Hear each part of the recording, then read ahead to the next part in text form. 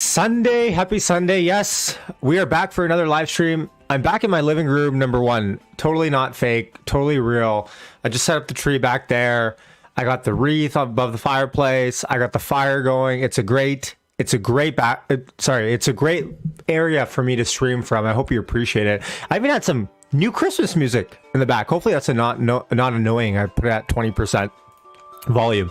Let me know where you guys are tuning in from, city, state, country. If you guys are watching on replay, throw me a comment in the chat. I always read all the comments after the stream as well. Let me catch up to everything. Johnny from Minnesota, how's it going? Trauma Ball, how's it going? GG Gang member? I love it. Nice. Messi from Montreal. DRK, how's it going with you? London, UK. Anoop. There we go. Hold on, let me catch up. WH from Ottawa, Canadian. I love it. Yes, got my Canadian life too, Cat. If you're Canadian, I think you know this is not very Canadian, so whatever. Wet and snowy in Saratoga, New York. Sorry. Ed, how's it going, my friend? I don't know if I can help you with that, but Marco, how's it going from miserable Netherlands? Rain, wind, cold makes me cranky. So this is our Marco 2.0, who sometimes I've gotten confused with our Marco 1.0, who's our mod of a channel, but both of you guys are from the Netherlands, which I think is pretty interesting. Maybe you guys can meet up or something. Germany, how's it going, Wolfgang? Tony, how's it going, my friend? Atlanta here. Michael from Austria, as usual. Aberdeen, Scotland. Whereas I've been corrected, Aberdeen. Berlin, Germany. How's it going, Sith Lord? Nice. Show your thumbs. Yes. Hit. Whoa. Look at my thumb. Okay. I'm trying to show my thumb, but my living room's in the way. Yes. Hit the like. Hit the subscribe. If you're enjoying the content. Yashi's in the Tesla. How was your coffee? Oh, Ed, great question. Coffee's good. Remember, I fast in the morning, so I'd rather have juju on me, but I just don't. I'm not in the Tesla. I'm actually in the studio right now. I'm in my Christmas living room. I don't really know what you guys are talking about. I feel like a Santa rally this week. Well, let's talk about stocks. So this is what's on the agenda before I continue reading all the comments here in a second. Here's what's on the agenda today as my music re-ups here. First things first, we're going to talk about Tesla stock price reaction versus the market.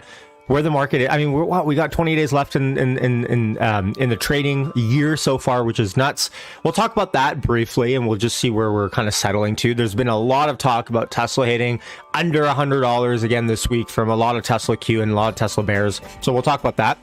Then I got Tony Sacconaghi on CNBC talking about Tesla short, and I've saved my reaction for this stream. I already feel my blood boiling a little bit watching it, but he's saying that 2024 is the Tesla is the biggest opportunity for anyone to make money to short Tesla in 2024.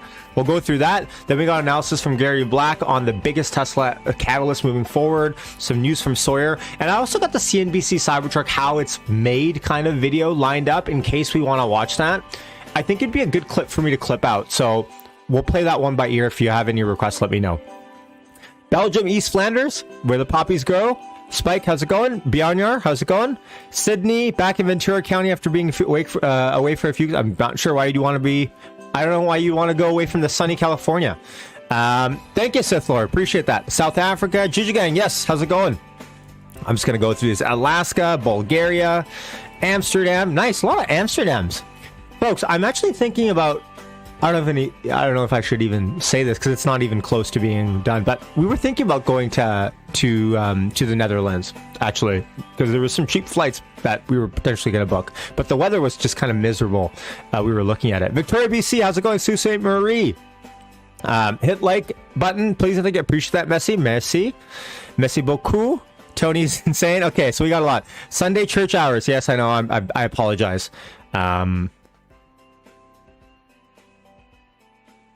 Marco's saying my audio is distorted. Audio is fine here. Okay, hopefully, Marco, maybe hit refresh.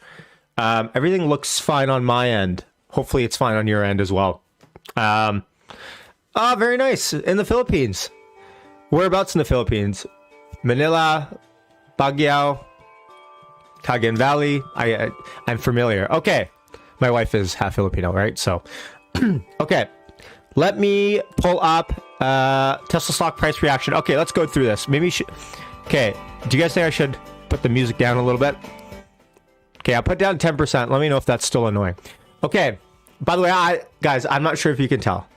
with where I'm situated with my living room, I love Christmas. Christmas just brings that joy.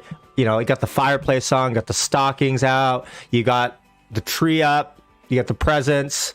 There's just something about, hold on one second. There's just something about this background though, or this living room that I just like more. So I'm just going to situate myself in here. Okay. Tesla stock this week. How's it been? Last 5 days. Tesla stock is up 3.55%, pretty much in line with Apple, pretty much in line with where it should be. Remember, if you look at the NASDAQ, the Qs, the triple Qs, just throw a multiplier of 2 on whatever the NASDAQ does. And that's around where Tesla should be, give or take. So if NASDAQ in this case up 1.5%, Tesla should be up about 3-ish%, right? Give or take. Now, that's pretty much in line this week. The S&P 500, again, up 1%. Good stock market week. I mean, all in all. The last month, Tesla is up about 14% versus Apple's 5%, the Nasdaq's 3.6%. So you guys know I like to forewarn a little bit. When Tesla really jumps off one way or another, in this case on the upside past where it's expected to. So if the Nasdaq's up 4%, let's round up, Tesla should be up around 8, 9. I mean, if you're generous. Tesla's up 14. So if we see some weakness here in the next little bit to end the year, I would not be surprised, just because where the beta falls for Tesla. Now, I'm going to ask a question in the chat here, and I should probably pull up my chat on this screen as well. How much do you think, and please no checking, what percentage do you think Tesla is up year to date? Year to date, from January 1st to today, how much do you think Tesla is up? Let me know in the comments. Okay, audio is good. Okay. Maybe, yeah, Marco, maybe you just got to refresh there.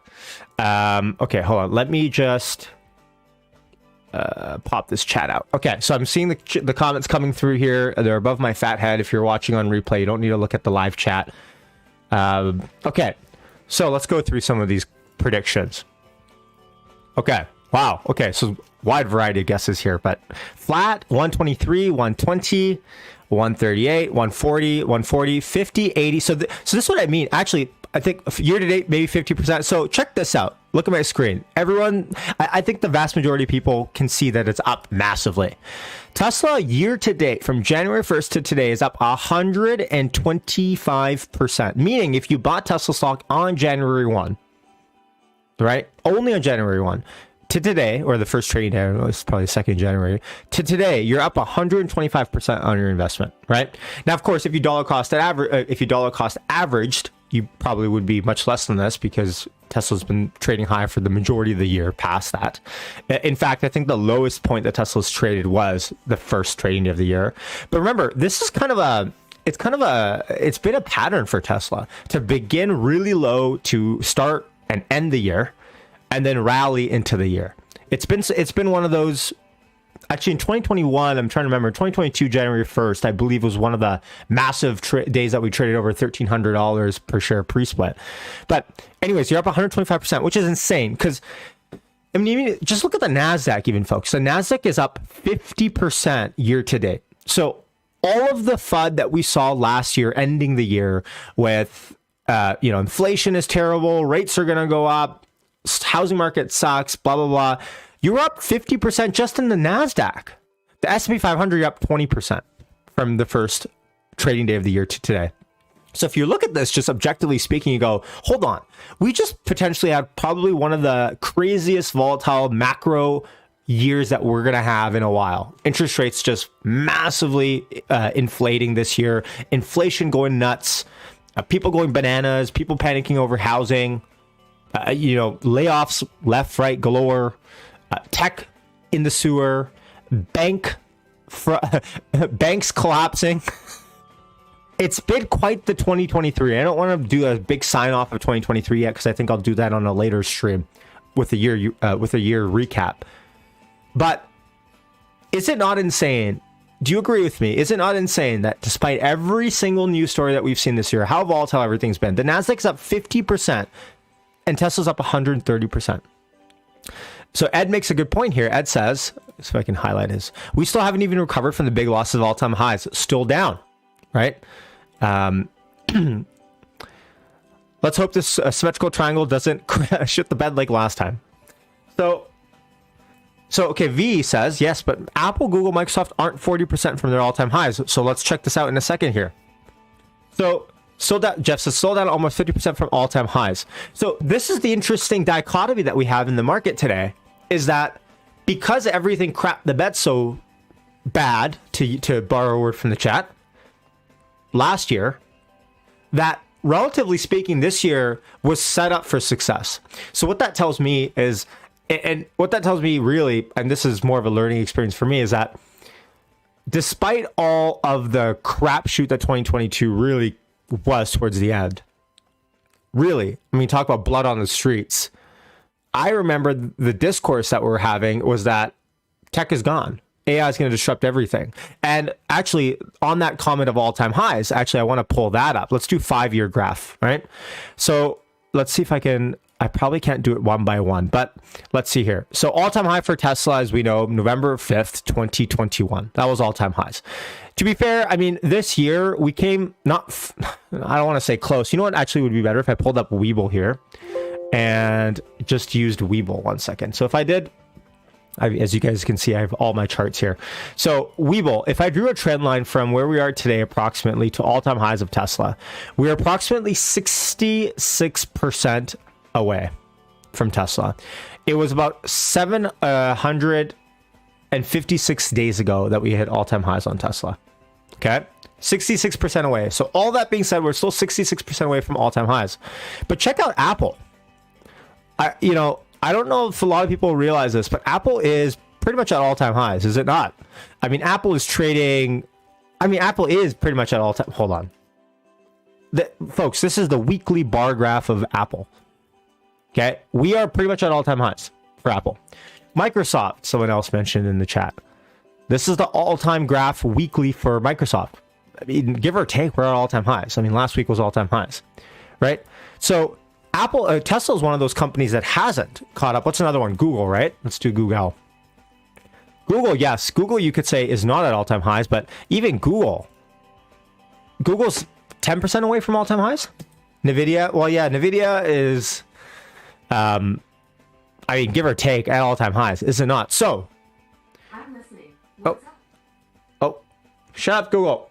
Sorry, my Google Home went off. I don't know why. I was talking about Google. Okay, so hold on. Richard, how's it going? So when you look at Tesla's graph, Tesla is really the odd stock out, is it not? If you look at the big seven or whatever you want to call it. Yeah, I know. It's very sensitive. It's on the other side of this wall. I don't even know how it heard me. Tesla, if you look at the bar graph, and I think this point is not well understood, Tesla is the oddball out when it comes to relative strength on a past a 1 year basis across all the big stocks, right? Caesar says Tesla, or not says, I don't want to call you Caesar. I know who this is. I'll just say C says Tesla earnings are not high enough. So what would be interesting is if I overlaid EPS on top of this graph, and maybe I can do that for next week. But Tesla is a far cry from all-time highs, about 66% away, despite being one of the only stocks in that big seven that is not show that. Well, I mean, despite this year is still showing strength, but nowhere close to comparatively, which I think is interesting. Bill says, let me see here. Hold on, where is Bill? Bill says Tesla's all-time highs were a result of short covering, though. So there's a lot of talk about short covering right now with Tesla, and okay, well, we might see another short squeeze. And actually, Bill, you provide me a great segue. Into CNBC promoting a Tesla short, kind of, sort of. What I mean by this, and you haven't seen this already, I am going to pull this up for you guys. Hold on, let's pull this up. What we got here is Tony Saganacci from Bernstein on CNBC, and this is titled Bernstein's Tony Saganacci, pardon me if I'm pronouncing it a little bit off, on why he's underweight Tesla. And of course, we know the headline here being that Tesla will be a great short for 2024 if you want to make some money. So the interesting preface here is that you don't really see firms like this come out and promote specifically a name to short like this, unless there's like a Hindenburg report or whatever. it's a very it's a very balls on the line call, if I want to use that expression, because if you're wrong, it looks terrible. Now, first things first though, before we even get into his thesis on the Tesla short and why he thinks it's a great position to have, I think it's just fair if we look at tip ranks and we just pull up Tony's tip rank performance for Tesla and see how has he been. And I think I have a pro account for tip ranks. Yeah, I am signed in. Okay, hold on. So let's look at his Tesla performance here. One sec. Oh, there's a lot of ads here. Okay, so this is his Tesla. Maybe I'll adjust this a little bit here. So as you can see, hold on. Where's the graph? Pardon me. Okay, to the right here. Let's just do the last 5 years. First things first. Oh, hold on. Guys, hold on. We had this combo last week. Ad blocker. Sorry, tip ranks, but I thought I had a pro account so I can do whatever I really wanted. Okay, let's do the last 5 years. Last 5 years on Tesla, Tony has specifically been hold up until 2020. Remember what happened in 2020? Tesla started soaring. And then sell. So, despite everything that's gone on with Tesla in the last, let's just do all time, Tony has never ever been, let's do the last 3 years, never ever been a buy on Tesla. Tesla has soared, what, like 16 or 1,000%, okay? It's been saying this for years. Yes, agreed with the chat. Now, let's see what he has to say about 2024. And by the way, if you're wondering about his tip ranks status, he's rated 1,286 out of 8,635 Wall Street analysts. Okay, his average return is about 10%, and his success rate is about 57%. Safe to say, though, a lot of people do really respect Tony on the street and what he has to say. So let's take a listen of why he thinks Tesla is a big fat dud moving into next year. Guest this hour says that his best, and let me know if the audio is good. Best idea for the new year is an underweight position in Tesla. He sees delivery and revenue estimates for 2024 and 2025 coming down materially, he says, and it's also a warning of growth, a narrative around the company that he believes could weigh on the multiple. Join us right now is Bernstein senior research analyst Tony Sacconaghi. We're also going to ask him, of course, about Apple hitting the $3 trillion market cap level again, and regulatory and China risk for that company. But let's start with Tesla. You have been negative on Tesla, but now it sounds like you're more negative. Good morning, Andrew. Look, I think the backdrop is important here, both the market and for Tesla. So the Magnificent Seven have had an incredible year, as everyone knows. And I think there will be scrutiny on these names as we begin next year and people level set and say, where do we go from here? Now, remember, just in the last segment, I talked about the Magnificent Seven and how Tesla really is kind of different in that respect, where it's one of the only ones in that group of companies that is nowhere close to all-time highs. That's the key difference here moving forward. Now, you could say the market is correct in pricing in a lower EPS, but I think it's a point that I don't see a lot of people talking about. Yes, the Magnificent Seven, Nvidia, Google, Apple, Microsoft, blah blah blah, Tesla have done well, but Tesla is one of the only ones that is nowhere close to all-time highs comparatively to the rest. And we think Tesla's earnings are going to be flat next year. We think they're going to have to lower expectations around deliveries for next year. And the stock is trading at nearly 100 times our estimate for next year's earnings. And so if collectively the Magnificent Seven are going to, potentially pull back and investors are going to think about these stocks more critically, certainly Tesla is one of those companies where I do think that we could have underperformance. And as you mentioned, Tesla did very well this year. The stock almost doubled, despite the fact that earnings were essentially cut. Sorry, Tony, actually more than doubled. Thank you very much. Cut in half. Analysts thought they do about $6 in earnings a year ago. They're going to end up doing under $3.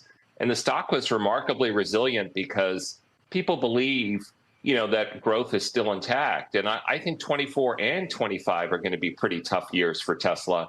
And so you do run the risk of losing this growth narrative. And it's really hard to sustain a multiple like that if people are doubting your growth.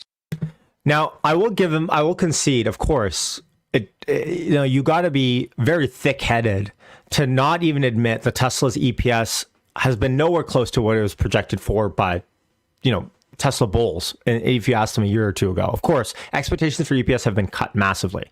Now, the question isn't so much, okay, has it been cut? The question is, has it been cut systemically, fundamentally, or has it been pushed and smoothed out for this year and lumped into the future years ahead? Meaning, were there certain things that we're going to do this fiscal year that they didn't get to, or was there fundamental challenges that they are not going to be able to solve and they're not going to ever be able to solve? That's the question, because one of them pushes EPS into the future, and yes, you can discount that backwards. The other one says, no, Tesla's growth story is over. And now the biggest underlying feature here being FSD, right? FSD, Elon said end of the year. God knows who at this point when FSD 12 is going to come out to regular folks. And forget about robotaxi fleets. I don't think we have had any real updates on that. So as you guys know, I've never been sold on the timeline for it. I've always been kind of the laggard when it comes to talking about Tesla FSD timelines. Yeah, Tesla FSD in China will help. Sure. Maybe, but we need tangible robotaxi fleets out there and a plan to do that. Now, I will ask in the chat, FSD predictions on V12 and robotaxi fleets in the chat, please. So let me that's just ask you, essentially the case. But let's just talk about the growth piece of it, because I understand the margin compression piece of it. But I'm curious sort of what you think about the growth piece of it and the idea, if you believe, and look, it's been a long time, you need the breakthrough to happen. If you believe the sort of self-driving car narrative, if you believe some of the tech narrative, does that change any of these dynamics? Clearly, if Tesla was able to deliver and regulators were able to accept full self-driving, a year from now, that adds potentially $10,000 plus in profit per car. Okay, I think it adds way more than that. If all of a sudden you have robotaxi fleets going out there, and remember the whole premise for Tesla of robotaxis is that, hey, all it takes is a software update, and then even I can run a robotaxi fleet should regulations let me pass. I think it adds way more than 10,000. And that dramatically changes the economics. I think our belief is that it's difficult to know when full self-driving will kick in, but we think it's years and likely multiple years, not only from a technology perspective, but perhaps more importantly from a regulatory perspective. And then, I think more importantly, we think that over time, full self-driving will become democratized, that there are lots of really big companies investing lots of money in full self-driving. And so Tesla may very well get there first and may be able to command higher prices for a few years. But ultimately, like everything in the auto industry, competition drives down pricing. So that $10,000 per car, if Tesla's able to capture that 3-5 years from now, that could be $1,000 or $2,000 per car 5 years after that. Okay. That is specifically where I am going to pointedly disagree here with Tony. So far, I've kind of conceded more or less that EPS could be flat, blah, blah, blah. Now, listen, that's where I think the Gary Blacks of the world, Wall Street analysts of the world really miss it. Look, I'm going to respectfully say here, the reason why no one will be able to compete with Tesla should they solve full self-driving when they solve full self-driving is that no one can make cars at the scale, and no one's made cars at the scale already that are going to be able to deploy these updates. And as Kathy Woods often says, robotaxis are kind of a winner takes all business. As soon as you're able to flood the market with them, the incentive to come in is not very high. Now, Ford, Tesla's talked about licensing FSD potentially, and that's been in the rumor mill for a while, and potentially that comes. But if you're Ford even, this is where analogies don't do you any good. Tony is, an auto analyst. He looks at everything in the auto industry as a commodity in the long haul. And I think it will. FSD probably will be a commodity in the long haul, but I think it'll be essentially owned like how oil is owned by OPEC, by Tesla. Come on. Let's pivot for a moment to Apple. We talked about it crossing the $3 trillion mark. What do you think the valuation of this company should be 12 months out from now? Well, I think that's the big controversy around Apple with, bulls saying, look, this is a consumer stock, a great quality compounder. we're not going to get into Apple too much, but I will say the only caveat, the only analysis I want to draw from Apple into Tesla is that if you just look at Apple's corporate governship, or I wanted to say structure, but I don't think that's the right word. And it's Sunday morning, so I'm having a hard time thinking. But the amount of buybacks that Apple does, the amount of course, dividends that Apple pays, I think is something that eventually Tesla will have to look into. Not the dividend portion as much, but the buybacks. Apple doesn't get to a $3 trillion market cap if they don't do buybacks. It doesn't get there.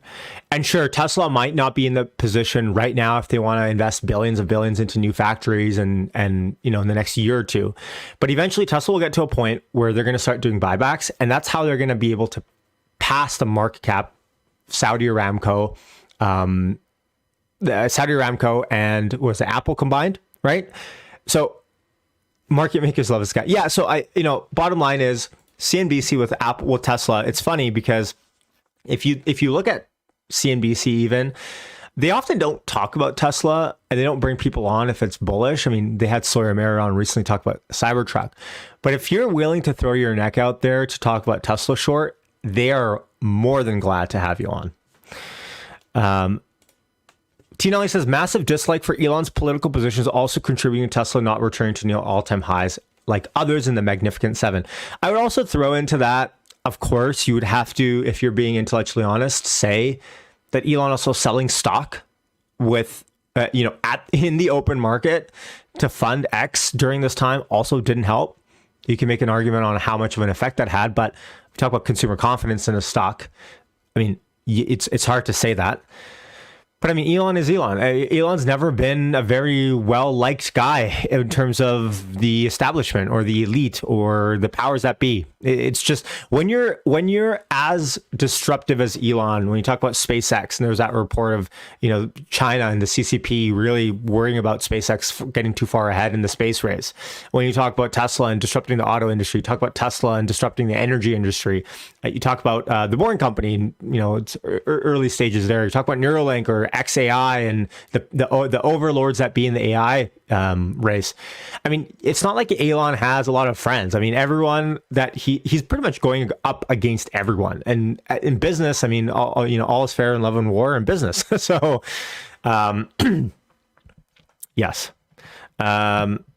Oh God, yes. Ed brings up a great point. Buybacks. GM trying to fake success using buybacks. There's a key difference here with what GM is doing. And if you don't know what GM is doing, GM is essentially raising money to buy back and give out dividends. They're essentially borrowing money against their best interest to be able to give that money back or buys back. It's an artificially way to inflate your stock. And it's actually, frankly, disgusting. Quite honestly. Martin, how's it going? Will FSU work or not? It all comes down to 12. Well, 12 is the big release, and who knows how far we are from there. The establishment do not care about the things that you want them to care about, or that they want you to care about. They're very happy to make lots of money. Oh man, we should do a political show here soon. Okay, another thing I'm going to do here, if you're watching on stream, if you're enjoying yourself, hit like, hit subscribe, of course, but also, if you are join the stream, if you are watching, and I throw out the invitation here, if you're watching on your phone, it doesn't matter if you, as long as you have a camera and a mic and you want to ask a question, you want to come on and give your take on something, feel free to. I just threw in the chat the StreamYard link. If I can pin this, only 1 second, pin this message, click on that link. Promise it's not a virus or anything. Connect your phone and come on and give your take, whatever it might be. The counter argument, Jan says, to Elon being disliked by one end of the political spectrum is hurting sales, is that it might encourage the other end of the spectrum. Well, you talk about here, you're talking about polarization. But the thing is, ironically, I don't think there's one side that likes Elon more than the other in aggregate. There are points of time where that might be true, but I think in aggregate, even if you asked Elon, I'd probably say that he would say that he's hated by both sides on the extremes pretty equally, I would say. Yeah, I don't know. Hold on here.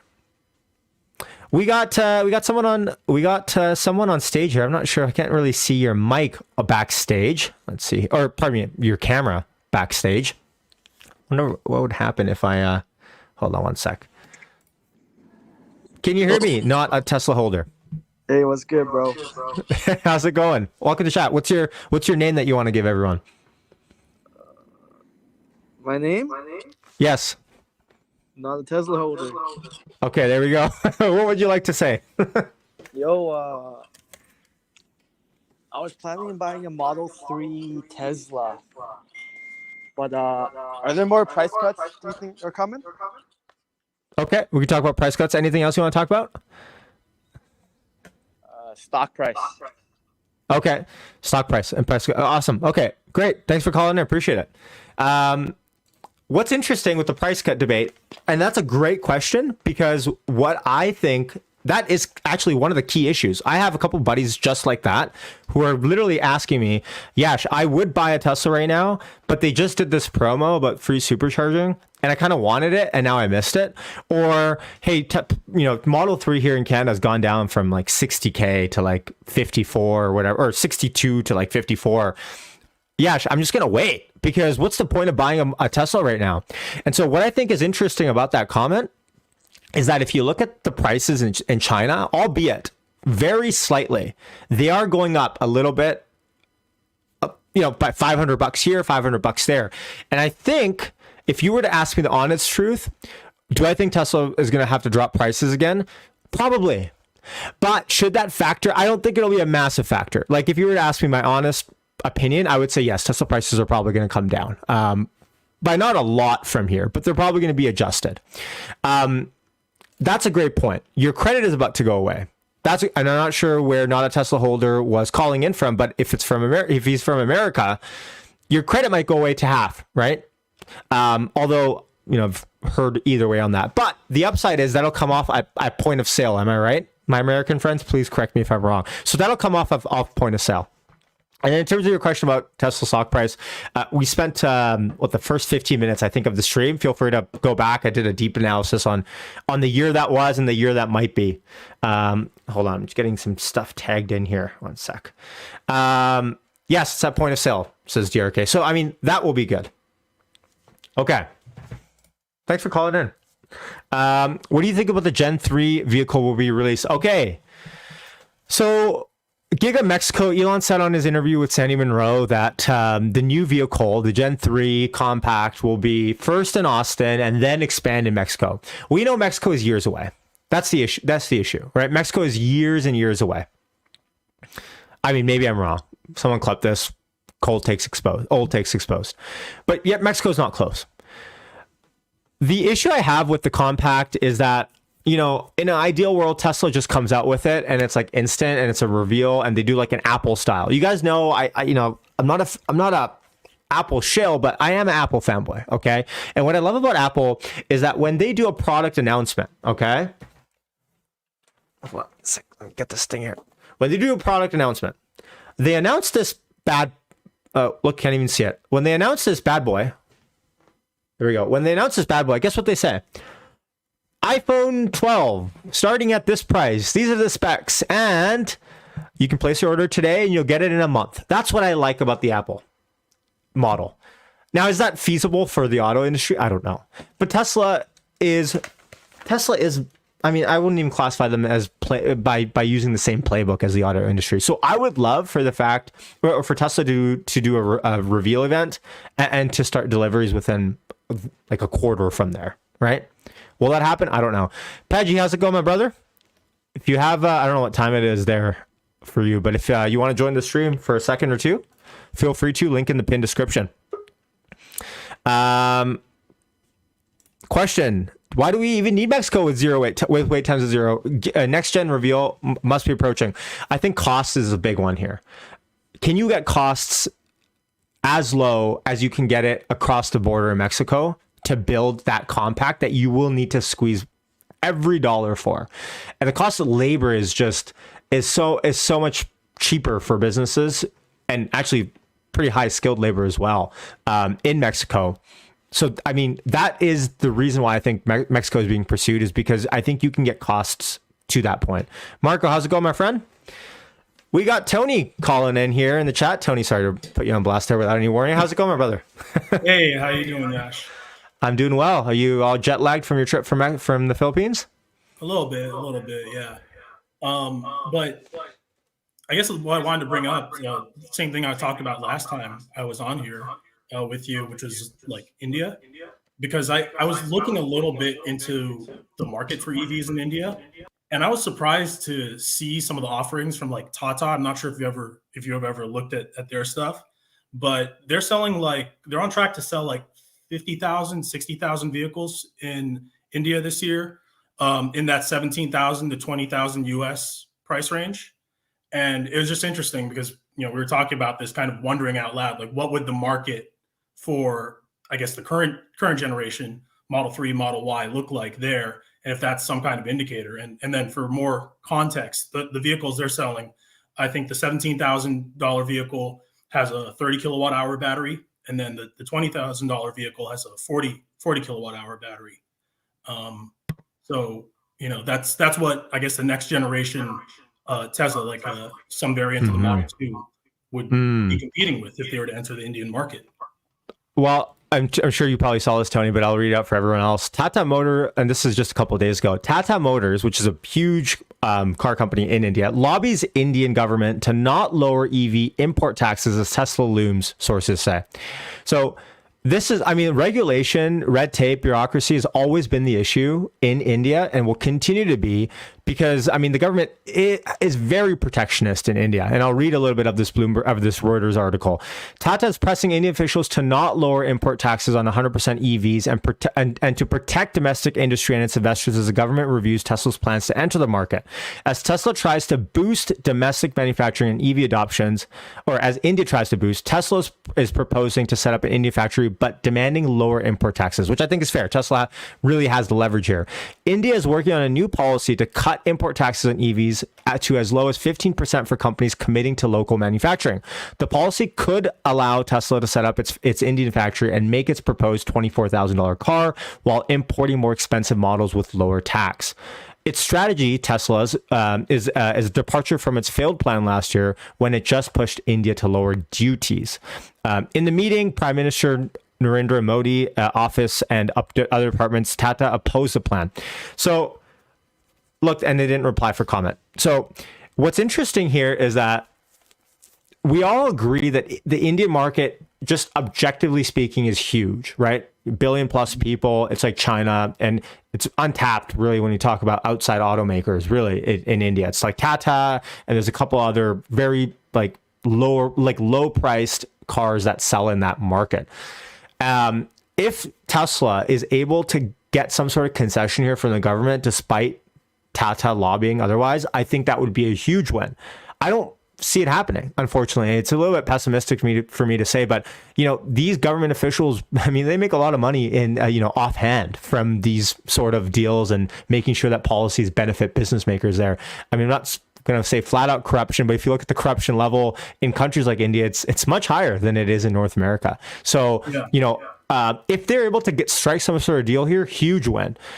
But again, I don't know if cars are really like the really sexy appeal for me in India. Like, even if they get to the 24,000 model EVs, the problem is like the grid sucks in India. If you're rich, you have a generator, you have backups for your power. But if you're a middle class, low class citizen in India right now, I don't really think that you think about this sort of stuff. What you think about is the grid and how can you stabilize your source to power every day. And so I think if I really hope that Tesla's plan is a Trojan horse just to get into the country and then to just blast them with, Tesla energy. That's what I want. Yeah. Tesla energy and also their components, because I think like powered two-wheelers are going to sell a lot more in a country like India.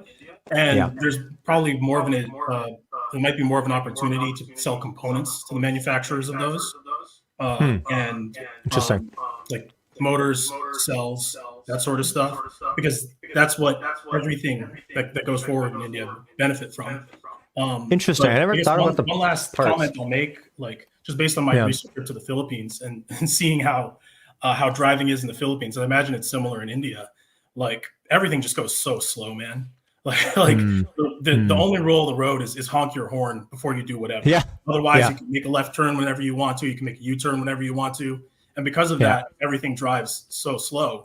But it also means like the requirements for a car, like when I was seeing the specs of these Tata cars, that's exactly what I thought a car in the Philippines would need. Like you really won't need more than like 25, 30 kilowatt hours, because in 10 hours, you might drive 100 miles.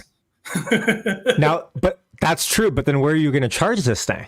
That's the other, that's the, like, I think the Philippines, I'm not sure, might be a little bit better than the grid in some parts of India, but like, sure, you're right in your thinking that you don't need a huge battery. You don't, like, the need is not high, but that's assuming that you're able to re-up on your battery whenever you want and it to be very convenient for you, which I don't think is the case. That's the issue. Yeah, it's true. So, but FSD, it's like the same bucket as FSD. When you talk about third world, like, you know, India, it's like, I mean, yeah, like I'd love to see FSD try to navigate the cities of Delhi. You know, like, man, I don't know what would happen. The challenge for FSD, like getting established in a driving culture where there are no rules of the road, that's such a bigger challenge. Like I don't see how they could make FSD work in the Philippines, man.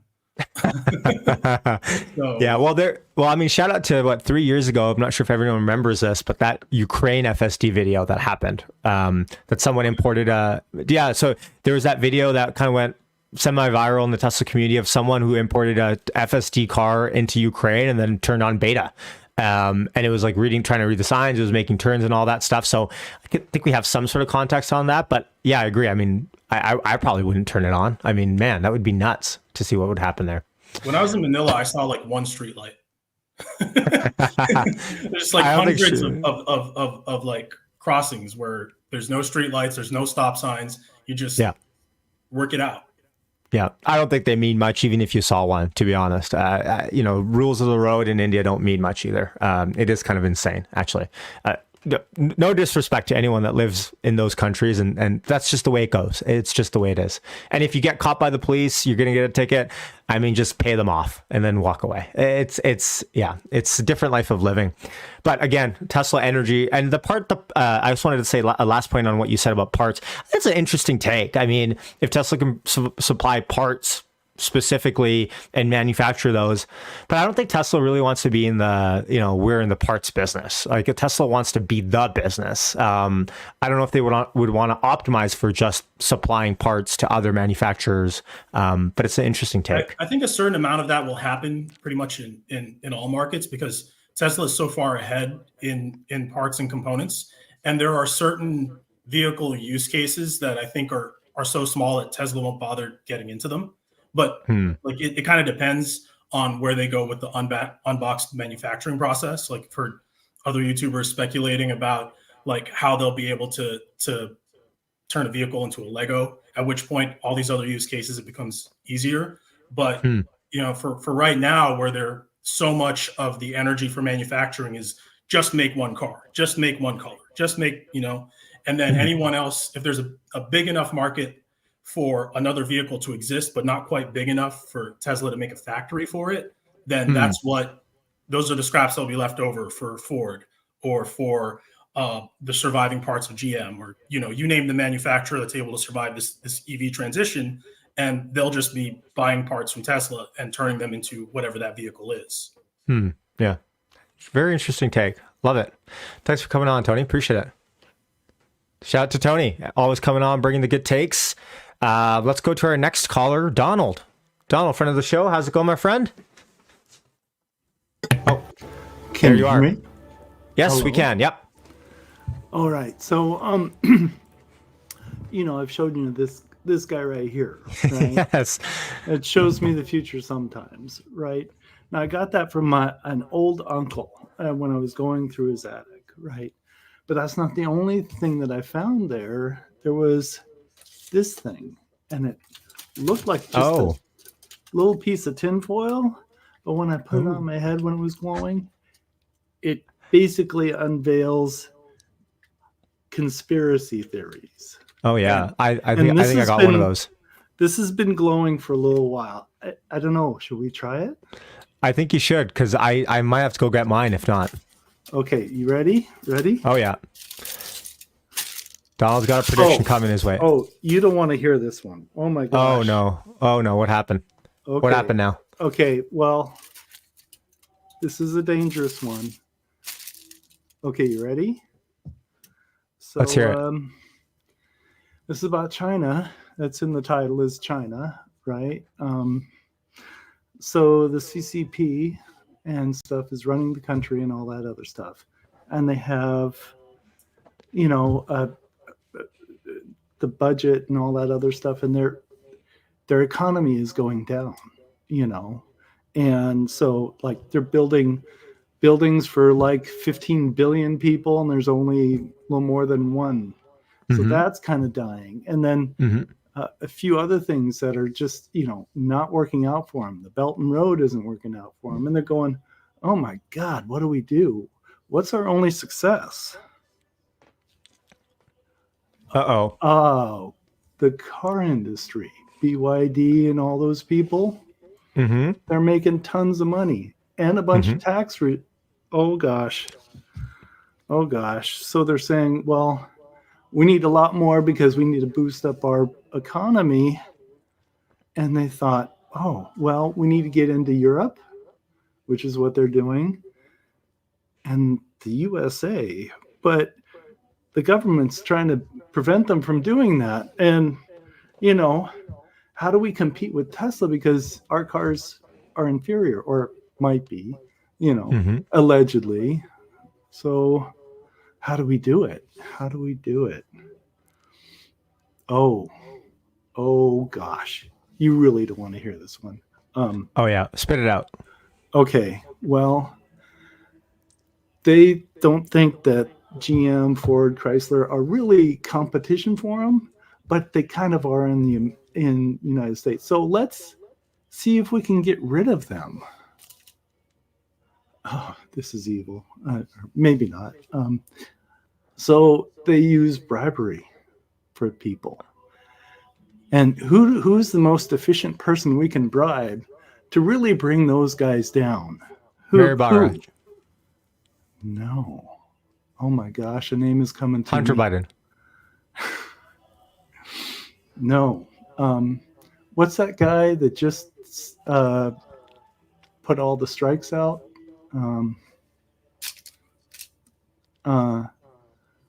Weiss? You know, the I forget the name of the guy. He just made all three of them strike all at the same time and get 40% more pay for GM, Ford, Chrysler employees. Who is that guy? The guy leading the strikes with the UAW? UAW Sean president. Fain? Sean Fain. Yeah. Oh my gosh. So I'm thinking about $20 million to him. And oh gosh. Now this isn't Don Kenning talking, it's his hat. Okay. Oh, and they're doing it. Oh my gosh. They're adding to it because it was a success. Oh my gosh. They went in over Europe. and they bribed Mattel. Oh my gosh. And all they needed to do was about $5 million worth there. Okay. Okay, interesting. I can't handle this. Oh my gosh. Okay, awesome. Oh, well, Donald, you give us a lot to talk about. Interesting. Hey, I don't know what I said there. You know, You were inspired. I get it. Take Yeah, that you were with a inspired. grain of salt or big grains of salt, because it's always wrong. It's always wrong. It's not me telling you, it was the hat. Okay. Right on. All right. Awesome. So, well, let's talk about that. So, is there anything else you wanted to throw in there, or was just a hat? I didn't throw anything. That's true. That's true. It wasn't you. Yeah, that's true. But hey, got you. You do it. You're kicking butt there, and everyone should subscribe and like and thanks, Donald. Appreciate it. Okay. Right on. Thank you. Thanks for coming on, Donald. Appreciate it. Right. So let's talk about that actually. So interesting conspiracy by Mr. Tinfoil there on the strikes. I mean, there's no doubt by striking, by unionizing, you increase costs for your competition, no doubt about it.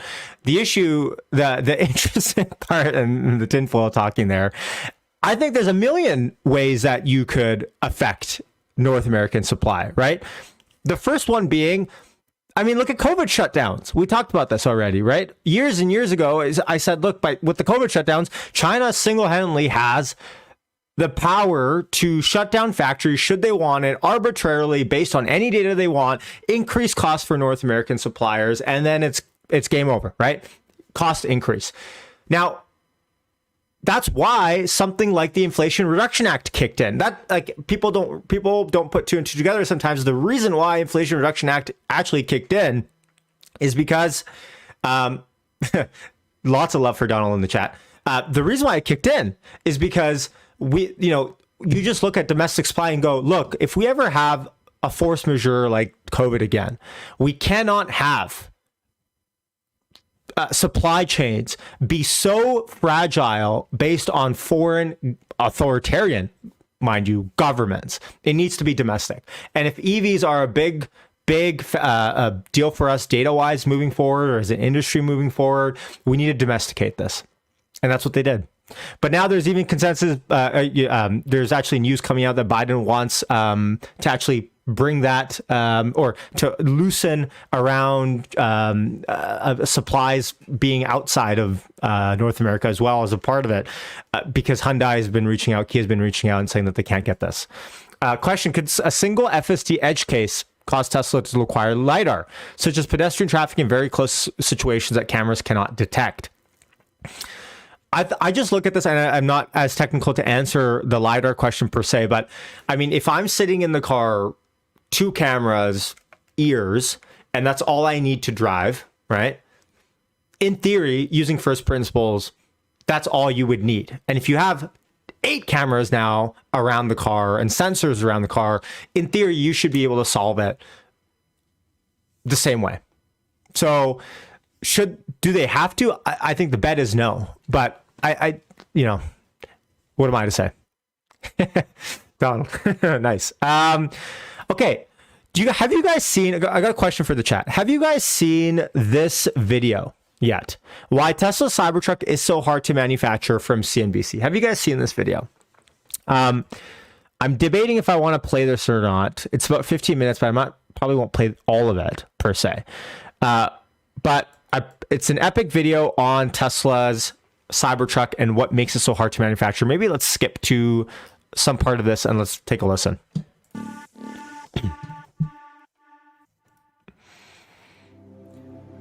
So we're able to make the skin. And I'm going to speed this up by 0.25. Thick, it's ultra hard stainless steel. It's really hard. We're going to show you just how hard. It's ultra hard, cold rolled stainless steel alloy that we've developed. We're going to be using the same alloy in the Starship rocket and in the Cybertruck. We really wanted to use stainless steel as a material so that the hardest part of the vehicle was on the outside, not the delicate paints. Franz von Holzhausen, Tesla's chief designer, said the design of Cybertruck was the direct result of using stainless steel. You could only break form and form it in one direction. You can't do compound curves with the thickness of the stainless steel that we're using. So it really led us to a design that was really planar, really simplistic, and it was also a chance to break the paradigm of what pickup trucks have been for the past 60 or 70 years. The look of the vehicle has been the topic of controversy. Frank Stevenson, who has designed vehicles like the BMW X5 and the updated 2000 Mini Cooper, is skeptical of its simplistic, aggressive design. So it's very almost an origami style of design. It's angular, it's hard, it's aggressive. It doesn't feel natural when you look at it. So I can only figure it's a view for Mr. Musk that he's looking at a future that isn't a very happy future, more of a bleak look to the future. I want to take. When the Cybertruck was... You heard it here, folks. Here, the design screams that Elon is a pessimist. Unveiled, you heard it here. Elon is the world's biggest pessimist. was slated to be delivered in 2021 and be reasonably priced. There'll be 3 versions, but it's gonna.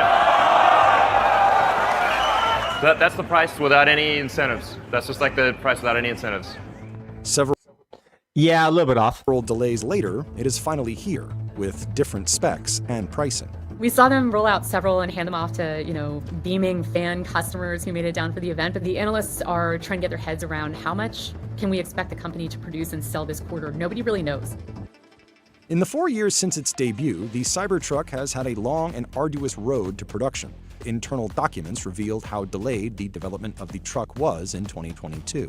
Tesla had planned to have this vehicle start production in 2021. That didn't happen. They have talked about the pandemic and wars that disrupted supply chain and more. That did happen, by the way. Legitimate, but they were also still working out kinks with how to manufacture this. When we're reinventing No shit. a product, sometimes we have to go through these processes just to prove it out. We had this idea that making an exoskeleton vehicle could work, and so we've been using that time to make sure that that actually is working. By June of 2022, Elon indicated that design was finally locked. The design, at least, finally is locked. We got too carried away. Nearly a year later, Tesla built its first Cybertruck at its Austin Gigafactory. It's crazy. Look at this. July 15th, 2023, first Cybertruck built at Giga Texas. July 15th, 2023. Folks, we're at the end of 2023 now, and we're already getting, dozens of deliveries out? I mean, it's pretty fast. The delays are no surprise. The new truck represents a major deviation from traditional automotive manufacturing processes. This is more than 90% different, right?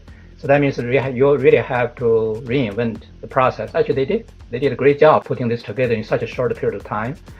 So what's interesting is you got professors of mechanical engineering saying they did a great job. Tesla did a great job, fundamentally different. And then you got media analysts who love to hate on Tesla saying how disgustingly bad their timelines are and how the car sucks. Say automotive industry, traditionally, all the cars, no fundamental difference except style. The overall platform is essentially the same because they all borrow or learn from the past. So you don't have to reinvent new tooling and new assembly sequence.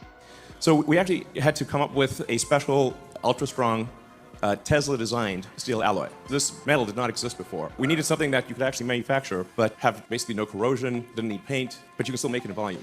Their vice president of materials engineering, Charles Kuehmann, works for two Elon companies in this capacity. He works for SpaceX and Tesla, and they've collaborated on alloys before. Steel isn't uncommon in automotive. It's frequently used in panels and frames as part of the vehicle's structure. But Tesla's custom ultra-hard stainless steel could have added some unique challenges. Stainless steel is hard to work with. It's much, much, much harder than all of the grades of conventional steel, which is what the bulk of vehicles today are made out of, including Tesla's high-volume Model 3 and Model Y. The presses that they needed were very unique presses, massive presses, and that is where a lot of the money would go. And you can't use these presses forever because they start to wear out. But for automotive, using complete body panel with a stainless steel is a new concept. Stainless steel in automotive has a brief history. Ford experimented with it in a few of its cars, but never put it into God. Do you guys like the look of these cars? I think they look actually really sick. production. The DeLorean, first introduced in the mid-1970s and built from 1981 everyone loves to a DeLorean. 1982, was the first mass-produced vehicle with a stainless steel skin. The company went bankrupt after building fewer than 10,000 cars. DeLorean used stainless steel. They at least went to the trouble of using brushed metals, but the fit and finish, they had incredible problems with that as well. And so you would think they would either learn from that it's not a good material to use, or they would find a better way to do it. Tesla's VP of Vehicle Engineering said that Tesla had to invent a manufacturing process called air bending, which shapes the steel with high air pressure without actually touching the surface. When you bend a piece of metal, you want to maintain certain shape, and the stainless steel tend to be more unpredictable than traditional steel. And if you get into higher strength level, that tend to be amplified. When they produce the panel, it will actually press it further than where it has to go. The steel will spring back. Sometimes it's this much, sometimes it's that much. So you never know, and that's where you can get these quality issues. And the thickness, which Musk has used to promote the Cybertruck as bulletproof, only further complicates things. Typically, automotive body panel, for passenger cars, you're talking about in the millimeter range. From the limited information I have, we are talking about for the Cybertruck is a 3 millimeter. That's a factor of 9 in terms of stiffness. So definitely you need a lot more force and bigger press to do it. The flat and angular design is another issue, especially with regard to mass production. That form introduces tremendous complexity. One of the criteria I teach in my class is stability. A component has to be able to maintain design geometry upon some disturbance. You don't want those disturbances to introduce variability as you work on it, as you drive the vehicle, Stainless steel is very difficult to work with. When you cut it, all the mistakes basically show up. When you have a flat plane like that, it's really hard to hide the mistakes. In late August, Elon Musk sent an email to Tesla employees stating, "Due to the nature of Cybertruck, which is made of bright metal with mostly straight edges, any dimensional variation shows up like a sore thumb," and emphasized that all parts for the vehicle need to be designed and built to sub-10 micron accuracy. Elon has even mentioned that he wants everything to be even better fit and finish than anything else out there on the road. If he achieves the fit and finish level quality of any normal car, hats off to Tesla and hats off to Elon for managing to do it. Tesla has been using gigacasting, a manufacturing technique that creates large single-piece alloy castings that help simplify the construction of its cars. And the Cybertruck is likely to employ the use of it in its construction. The primary benefit essentially is a cost and parts complexity benefit, right? You can cast a larger proportion of the vehicle at one time, less complexity, less assembly, less cost. You can ensure uniformity for automotive industry, mass-produced products. That's very critical. The problem is that if anything goes wrong, even in the manufacturing process, now you have to scrap a huge piece. There was at one point a photo of an entire parking lot full of failed gigacastings. That's part of the development process, but still, can they get all of these new and innovative processes up and running simultaneously in volume? With the Cybertruck finally here, Tesla must now contend with scaling production. I think we'll end up with roughly 250,000 Cybertrucks a year, but I don't think we're going to reach that output rate next year. We'll probably reach it sometime in 2025. That's my best guess. This is scaling a type of vehicle that's never really been done So 250K a year, 20K-ish a month. before, and several other technologies that likewise Run rate. nobody else in the industry has yet tried. But I have every confidence that they'll get it done. Probably 6 months from now, you'll start to see volumes increase a little bit. And then a year from now, you'll be getting to something at a higher level. It would not surprise me, however, if the Cybertruck ended up being a seller that was more on the par of the Model X volumes. Besides the difficulty... Okay, thoughts in the chat. Cybertruck, more of a Model X or more of a Model 3Y in terms of volume? How much volume potential do you see the Cybertruck having? Manufacturing, battery cell production could also be a limiting factor. The Cybertruck is using Tesla's new 4680 cells, and with a 122.4 kilowatt-hour battery pack, it will need a lot of them. The Cybertruck cell with 10% higher energy than our Model Y cell started production on line 2 in Texas. This quarter, we convert to building 100% Cybertruck cells to simplify and focus the factory as we ramp all 4 lines in phase 1 over the next 3 quarters. I return to a quote from a colleague of many years. This is a man who has built battery factories on 3 different continents. And he said, when you have a new building with a new staff and you're using a new cell chemistry in a new form factor on brand new manufacturing equipment, that's really, really, really, really, really, really, really hard.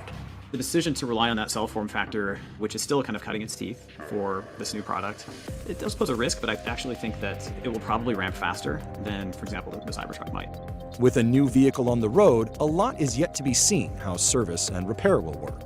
Service at Tesla has been Oh, a yeah. sticking point for a number of years. When you have a new manufacturing process like gigacasting for the Cybertruck, that adds another layer of complexity to the servicing piece. The moment you scratch a vehicle like this, which you can scratch it and you can dent it, you're going to have a hard time fixing that car. And in that sense, it's going to be even... Okay, look, if you have a Cybertruck and you get a little scratch on it, I mean, you're not really a Cybertruck owner unless you have bumps and bruises on this thing. It's one of those vehicles, is it not? You're not going to keep this thing in pristine condition. more expensive in terms of maintenance. Tesla has a history of taking on challenging projects despite the risks and delays. The Model X, when they said, hey, we're going to build this full-size SUV, but we're also going to put Falcon Wing doors on it. The Falcon Wing doors delayed or helped to delay the Model X by 2 years. I think that what this really shows is that Tesla as a company is still not afraid of taking risks and not afraid of failing on occasion. But with the first vehicles in the hands of customers and Cybertrucks debuting in Tesla showrooms, the company appears to be making progress. I kind of wonder if the combination of extreme design and an extreme and new material to make the vehicle out of in a new factory with a new workforce, no less, will prove to be a very long-term drag on the company getting itself up to speed. Even with all of those things stacked against it, it is going to be a kind of iconic vehicle in the sense that nothing else looks like it. and probably will give Tesla some cachet for sure. This vehicle has the chance to be something really radical in a pretty normal space. And it's incredibly functional. It's not just the way it looks, as functional as any of its competitors, if not more. I think it's our best product. I think it's the most unique thing on the road. And finally, the future will look like the future. Well, CNBC did it. They did a positive piece on Tesla for once. I mean, I'll have to give them that. Pretty well made, pretty well production, really good production quality in that. A good synopsis for people to talk about the Cybertruck in there. And I see in the chat everyone saying, well, it'll be between the X and the 3. Tony's saying that I don't think Tesla's bothering making stuff unless the demand for the vehicle is more than 250,000 a year. And at one point they talked about the 4680 battery cell, and they said that, I think we're gonna, that's gonna scale faster. I mean, it better scale faster than how the Cybertruck's gonna scale. I don't think the limiting factor will technically be the 4680 because we got more cars to produce than just the Cybertruck with the 4680. Most of what I see about the Cybertruck is positive, says Ed. Well, you'd be surprised. There's a lot of people that really are rooting against for the Cybertruck, and they don't want to see it do well. I mean, whenever something new comes on the market, there's a big, I don't want to say there's a big, there is a huge anti-following when it comes to that sort of stuff. Let's shift gears a little bit and let's talk about Gary Black's Tesla analysis on where Tesla is currently sitting out with stock. Okay, so Gary Black tweets, when was this tweeted? This was tweeted just today, actually. So here's the Tesla investment debate in 3 slides, okay? 3 slides. The most important driver of a company's stock are future earnings. As Tesla bears are quick to point out, Tesla fundamentals and earning revisions have been declining for a year now. 2024 adjusted EPS has declined to $3.93 from almost $7, which is down about 43% a year ago. Normally, this would cause Tesla stock to fall accordingly, but Tesla stock is up 45% over the past year versus the NASDAQ 37%. He shows those 2 graphs on here, the red line being EPS estimates and then white line being stock. And again, you can't really par these one for one. I mean, depends on where you set your pivot level. Anyways, he goes on to say, Tesla bears forget that the markets tend to look forward and see Cybertruck Model 3 Highland, the $7,500 EV credit going away off the invoice, and $25,000 next-gen vehicle driving future volume growth and margins. Markets also assume that Tesla auto gross margins are stabilizing. See below. Combined with falling interest rates that have boosted Tesla price to earnings ratio to a current 62 times next year's EPS from Wall Street, from below 20 times PE back in January, Tesla now sells at a median PE over the past 3 years. For Tesla to move higher from here, Gary says, Tesla earnings revisions have to turn positive, which are most sensitive to volumes first and then auto gross margins second. So if you look at Tesla's PE on a chart here, you'll see PE has gone up, meaning the stock price has gone up, because EPS has kind of stayed flat-ish in the last bit, or if anything, gone down. So this is Tesla's auto gross margins and average selling price by quarter. You can see your auto gross margins, you can say, have bottomed out here. And then if you look at the average selling price, even though average selling price has actually kind of sort of gone down, auto gross margins have flattened out because, of course, costs to make a car have gone down. Last slide, noted, and we talked about Tony Saganacci on the beginning. We watched his video on CNBC.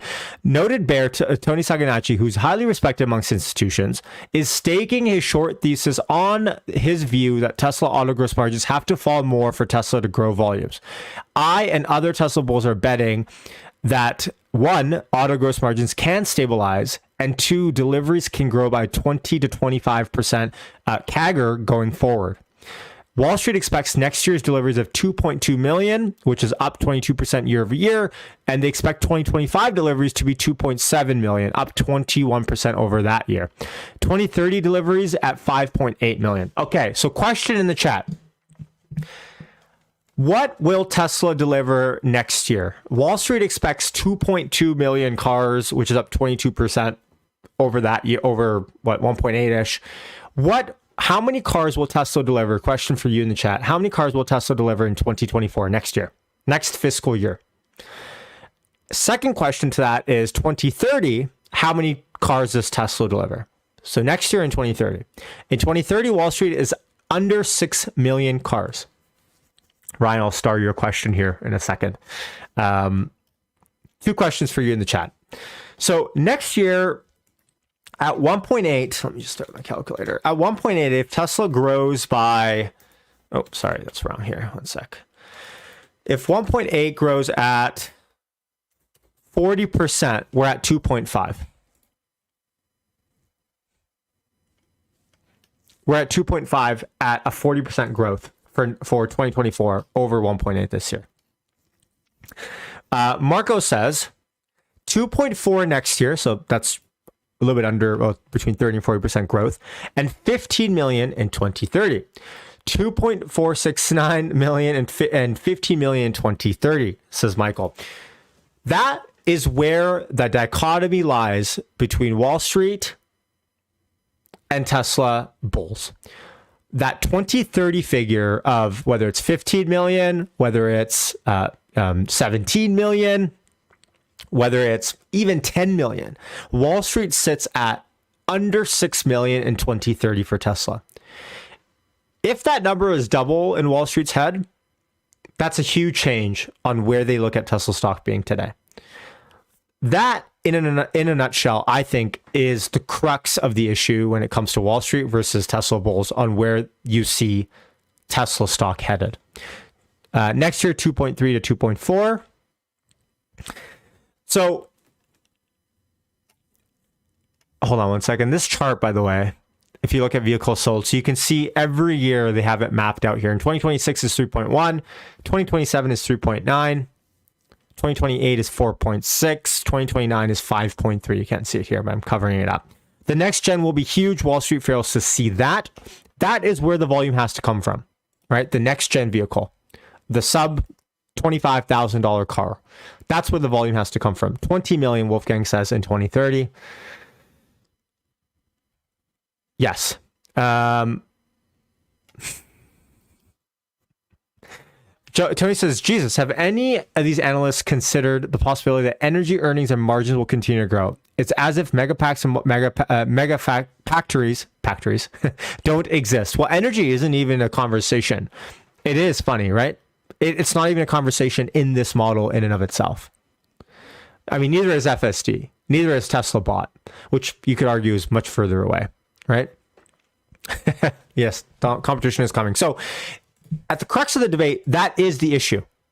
And Gary goes on to say this is the biggest upside opportunities he sees in Tesla stock right now. Tesla not resorting to cutting prices as we end fourth quarter. This increases his conviction that auto gross margins have bottomed. The halo effect from huge Cybertruck interest, reminiscent of 2020 Model Y introduction, should translate into increased U.S. order flow. The $7,500 EV tax credit will go off invoice in Jan 1. This is equivalent to a $7,500 price cut. For all cars, will receive the equivalent of half of that in price cuts. And then fourth, the $25,000 next-gen vehicles will likely roll out quicker than Tesla has indicated, likely late 2024, as Shanghai, Berlin, Austin are all synchronizing production launch. This will increase Tesla total addressable market to the mass segments. Tesla is keeping this quiet to avoid Osborne of the Model 3. Now, I really hope that point is correct in Gary's thinking. I really hope that that point is correct. Hold on one sec. Let me play this. All right. Going on for over an hour now at this point. Kind of a longer stream. I appreciate everyone tuning in. I know it's going much longer. Oh, hold on. Let me get rid of my Gary Black banner here.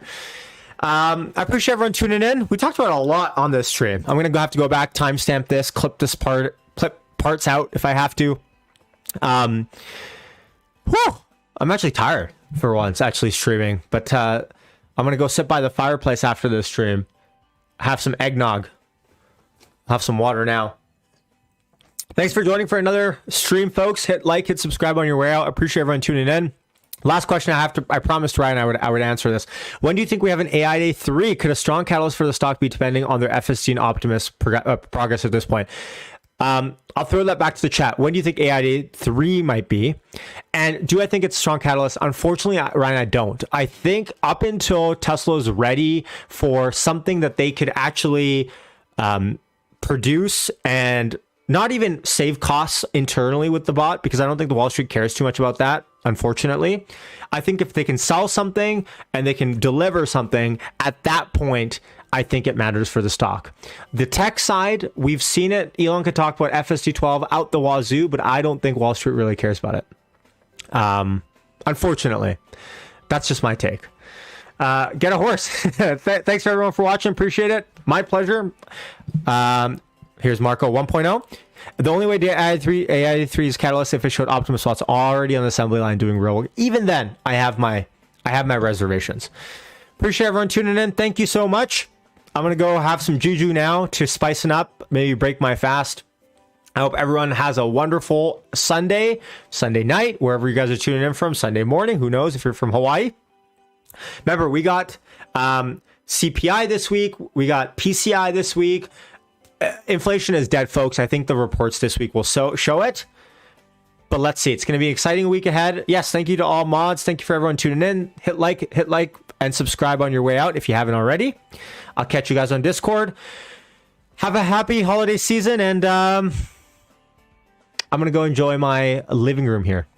All right, much love. Yash signing off. Take care. Peace out.